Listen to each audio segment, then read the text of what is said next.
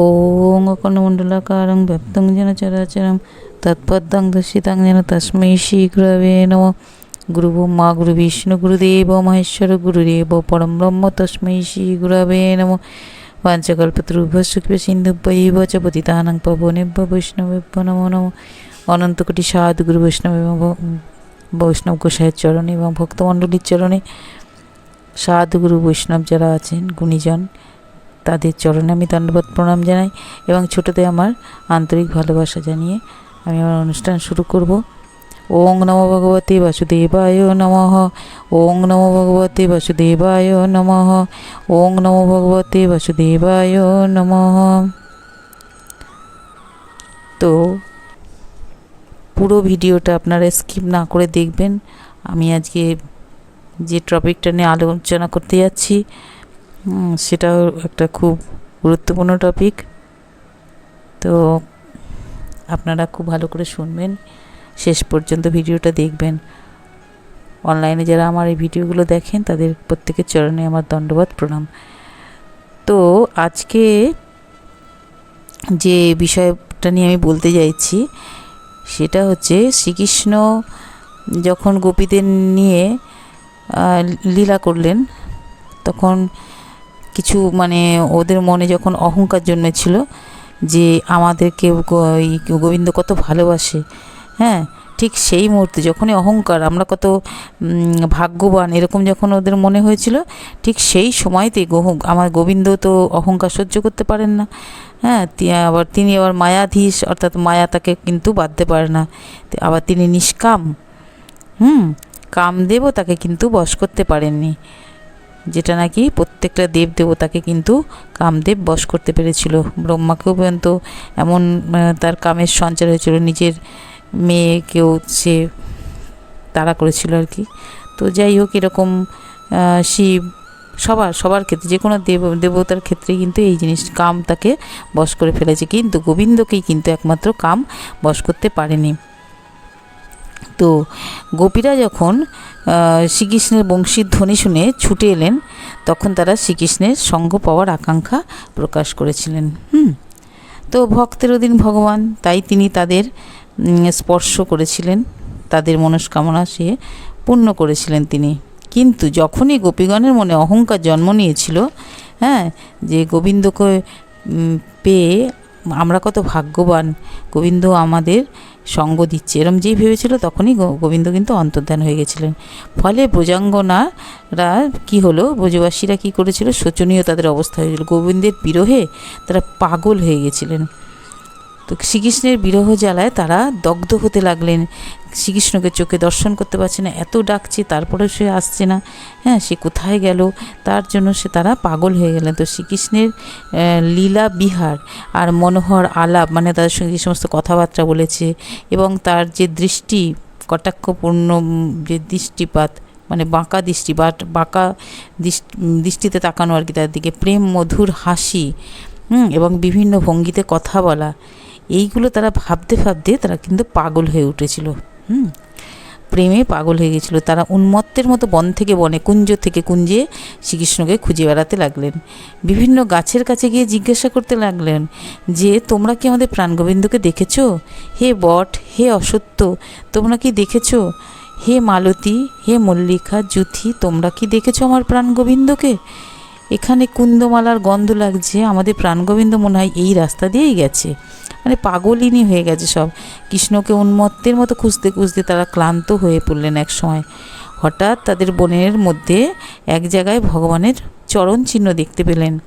তারা বলতে লাগলেন, এই চরণ চিহ্নের মধ্যে ধ্বজ, পদ্ম, বজ্র, অঙ্কুশ, জব, এই সব রকম চিহ্ন আছে। এটা তো প্রাণগোবিন্দেরই পায়ের ছাপ মনে হচ্ছে, এই পদ দিয়েই প্রাণগোবিন্দ গেছে আমার।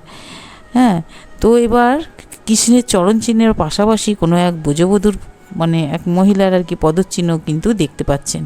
তো মনে হচ্ছে তখন ওরা ভাবছে, গোপিনীরা ভাবছে যে এ কোন ভাগ্যবতী, এ নিশ্চয়ই মহাভাগ্যবতী, যে নাকি আমার প্রাণ গোবিন্দ তাকে নিয়ে গেছেন এই রাস্তা দিয়ে। কৃষ্ণের নিশ্চয়ই উনি আরাধিকা, সবথেকে বড় আরাধিকা, সেই জন্যই গোবিন্দ তাকে নিয়ে গেছেন।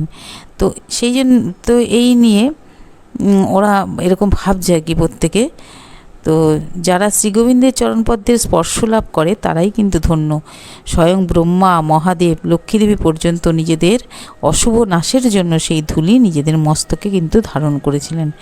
আমাদের বাদ দিয়ে কে নির্জনে বসে শ্রীকৃষ্ণের অদস্যুতা চুরি করে পান করছে, মানে গোপিনীরা ভাবছে যে কী এমন ব্যক্তি, কী এমন গোপী যে যে নাকি আমাদেরকে বাদ দিয়ে সে কৃষ্ণের অধস্যুতা পান করছে। তারা তাদের মনে মনে একটা কিন্তু ক্ষোভ হচ্ছে। হ্যাঁ, গোপীরা গোবিন্দের নামে যা মনে হয় তাই ভেবে যাচ্ছে, এটা ওটা সেটা। তো এক জায়গায় গোপীর পদচিহ্ন আর কিন্তু দেখতে পেলেন না। প্রথমে তো দেখতে পেয়েছিল গোবিন্দের সঙ্গে এক গোপিনীর পদচিহ্ন, কোনো এক জঙ্গলের মধ্যে ঢুকে গেছে। তারপর দেখছে এক জায়গায় গিয়ে দেখতে পাচ্ছে না, পদচিহ্ন ধরে ধরে যাচ্ছে। ফলে তারা বলা বলি করছে, মনে হচ্ছে গোবিন্দ গোপীকে কোলে নিয়ে গেছে এখান থেকে, কারণ এর পদচিহ্ন দেখতে পাচ্ছি না। তো এক জায়গায় শ্রীকৃষ্ণের পদচিহ্নগুলো মাটিতে এত গভীর হয়ে, মানে আঙুলের সামনের দিকটা গভীর, পেছন দিকটা নেই। তখন মনে হচ্ছে যে গোপীকে নিশ্চয়ই এখানে এই ইয়েতে গাছের থেকে, ফুল গাছ থেকে ফুল তুলে নিশ্চয়ই তার মানে গোপীর চুলে গোবিন্দ চূড়া আকারে গেঁথে দিয়েছেন, আর তাকে মনে হয় কোলে করে এখান থেকে নিয়ে গেছে। তো ভগবান তো শ্রীকৃষ্ণ আত্মারাম, তিনি আপনাতেই আপনি সন্তুষ্ট এবং পূর্ণস্বরূপ, যিনি অখণ্ড, যার দ্বিতীয় কিছু নেই, তার মধ্যে কাম কল্পনার প্রশ্নই ওঠে না। তবুও যোগমায়ার সাহায্যে উনি নির্জনে সখীদের সঙ্গে মিলিত হয়েছেন আর কি। তাদের ঘিরে জেগে থাকে এক অলৌকিক রাত্রি, তার সকল সৌন্দর্য, সকল মাধুর্যের সম্ভার নিয়ে পৃথিবীর বুকে অনুষ্ঠিত করেছিলেন এই প্রাণ গোবিন্দ এক মহোৎসব, রাসোৎসব। তো এইভাবে গোপীগণ উন্মত্তের মতো নিজেদের বোধবুদ্ধি হারিয়ে ফেলে শ্রীকৃষ্ণের নানান চিহ্ন দেখতে দেখতে বনে বিচরণ করতে লাগলেন। এবার গোবিন্দ যে গোপিনীকে নিয়ে নির্জনে নিয়ে গেছিলেন, সেই গোপিনীর কাছে দেখতে দেখতে তারা ওই গোপিনীর কাছে গিয়ে হাজির হলো। তো দেখলো গোপিনী মেঝের ধুলোর মধ্যে মানে হয়ে গেছে, অজ্ঞান হয়ে গেছে, চেতনা হারিয়ে ফেলেছে, শুয়ে রয়েছে। কেন না, তখন ওকে তো অনেক করে জল টল দিয়ে তাকে তো ওখান থেকে মানে চেতনা তার ফেরানোর পরে তখন ওই গোপিনী আর কি বলল যে আমি এরকম ভেবেছিলাম, মানে সে ভেবেছে যে আমি কত ভাগ্যবান, যেটা নাকি এদের ক্ষেত্রেও হয়েছে। অন্য গোপিনীরাও ঠিক যখনই ভেবেছে যে আমরা ভাগ্যবান, তখনই কিন্তু তাদের কাছ থেকে গোবিন্দ অদৃশ্য হয়ে গেছে। এই গোপিনীকে নিয়ে যখন লীলা করছে, তখন কিন্তু এই গোপিনীও যেই ভেবেছে যে গোবিন্দ আমাকে সবচাইতে ভালোবাসে, কারণ সব গোপিনীদের ছেড়ে উনি আমাকে এখানে নিয়ে এসেছে, তাহলে আমাকেই সবথেকে বেশি ভালোবাসে। এবার যেই এই ভাবনা ভেবেছে, অমনি গোবিন্দ অদৃশ্য হয়েছে। গোবিন্দ কখনো অহংকার সহ্য করতে পারে না, কারণ যেখানে অহংকার সেখানে উনি থাকেন না। তো গোপিনী বিরহে কাঁদতে লাগলেন সবাই। তখন অন্য সবাই গিয়ে করলো, যাই হোক সবাই মিলে এবার কাঁদছে, এবার গোবিন্দকে খুঁজে বেড়াচ্ছে, কোথায় হে গোবিন্দ দেখা দাও। তো তখন এরকম উপসয়ে বলছে আর কাঁদতে কাঁদতে কাঁদতে বনের মধ্যে ঘুরে বেড়াচ্ছে। তখন এমন একটা জায়গা আছে যেখানে গিয়ে জঙ্গলটা অনেক ঘন হয়ে গেছে। তো সেখানে তারা আর গেল না। তারা ভাবছে যে গোবিন্দ যদি আমার ওখানে গিয়ে থাকে, আমরা যদি আরও বনের মধ্যে ঢুকি, তাহলে গোবিন্দ পায়ে ভেতরে হয়তো কাটা গাছ আছে, কাটা ফুটে যাবে, সে আরও কষ্ট পাবে। তাই তারা আর ভেতর পর্যন্ত না গিয়ে তারা ঘরে ফিরে এলো। পরে আবার একদিন পুনরায় কালিন্দী পুলিনে ভগবানের সঙ্গে তারা মিলিত হলো।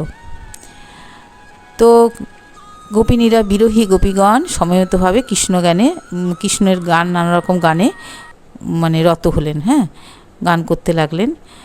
তো গোবিন্দ গোপীদের সামনে এবার প্রকট হলেন। গোবিন্দ গোপীদের প্রেমে বশীভূত ছিলেন, তাই গোবিন্দ ভজনা করতে হলে গোপী সাজতে হবে। পুরুষালী ভাব নিলে কিন্তু হবে না, পুরুষালী ভাব। তাই শিক্ষামন্ত্রে নারী সাধনা শেখায়। নারী সাধনা করতে করতে কিন্তু দাসত্ব ভাব এসে যায়। গোবিন্দ রাধারানীকে বড় করেছিলেন, কিন্তু তাই নারীকে ছোট চোখে দেখলে কোনোদিনও গোবিন্দ দর্শন পাওয়া যাবে না। তো সাধনা একটা নিজের দেহের মধ্যে হয়, সেটা হচ্ছে তিনটে, যে আমাদের নারী আছে, প্রধান নারী, অনেক নারী, 72,000 নারীর মধ্যে 3টি প্রধান। তো তার মধ্যে বাম দিকে আছে ইরা, মানে চন্দ্রনারী, আর ডান দিকে আছে পিঙ্গলা অর্থাৎ সূর্যনারী, আর মাঝখানে আছে সুষুম্না নারী। তো আর এক নাক দিয়ে দম নিতে হবে আর অপর নাক দিয়ে ছাড়তে হবে, আবার মাঝে মাঝে দমটাকে ভেতরে ধরে রাখতে হবে, এটাকে বলে কুম্ভক। ক্রমশ দম ধরে রাখতে রাখতে দম ধরে রাখার কিন্তু ক্ষমতা বাড়বে। তাতে কি হবে না, সাধনার অন্যান্য দ্বারগুলো খুলে যাবে, ফলে সিদ্ধি লাভ করতে পারা যাবে।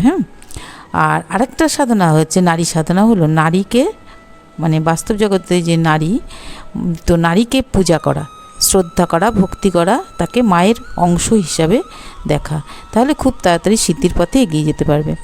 যারা গুরুর আশ্রয় নিয়েছেন তারা কামবীজ কাম গায়ত্রীর মাধ্যমে রতিকে কিভাবে ধরে রাখতে হয় সেটা কিন্তু শিখতে পারবেন, গুরু শেখায়।